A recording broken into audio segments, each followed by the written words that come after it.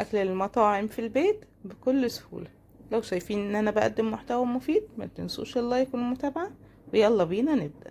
في حاجة مناسبة حطيت كمية كده من الزيت وممكن زبدة، بس بفضل زيت عشان طبعا معدل احتراقه اعلى من الزبدة. نزلت بقطع اللحمة الشرايح بالشكل اللي حضراتكم شايفينها، وكمان فصين من الثوم، رشة من الفلفل الاسود. افضل قطعية للطريقة ديت هي الانتركوت، وكمان الريب اي. بس النهاردة انا مستخدمة الكولاطة لانها هي اللي كانت متوفرة عندي، وولادي كانوا عايزين ياكلوا الاكلة دي.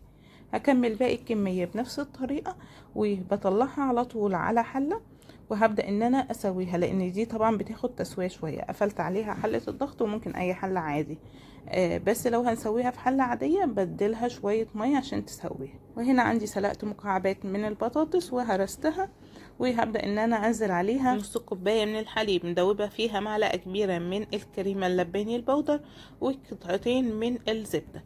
هقلب كويس لحد ما تبقى البطاطس عندي كريمي بالشكل اللي حضراتكم شايفينه، واركنها على جنب. طبعا بنكون مظبطين لها الملح، وهنا عندي ميه فيها ملح. نزلت بكوسه وجزر شرايح، بسوي الكوسه والجزر نص تسويه بس، وبطلعهم على زبده وبدلهم قرن فلفل سبايسي كده مع رشه زعتر، فصين توم، وابدا ان انا اشوحهم تشويحه كويسه. وطبعا ممكن نضيف اي خضار نحبه زي البطاطس، زي الفاصوليا، زي البروكلي، اي حاجه تحبه.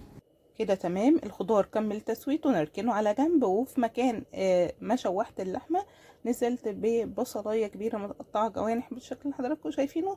شوحت البصلاية، وممكن كمان نشوح معاها مشروم، بيبقى حلو قوي. واللحمة كمان استوت، فنزلت على البصل باللحمة، وبدأت ان انا اشوحهم مع بعض كده عشان ياخدوا من طعم بعض كويس.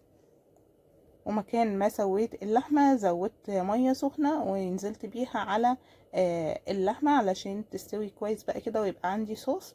وزي ما عملت مع البطاطس هنا برضو عملت مع اللحمة. دوبت معلقتين كبار من الكريمة اللباني الخام في كوباية لبن وضفتهم للصوص.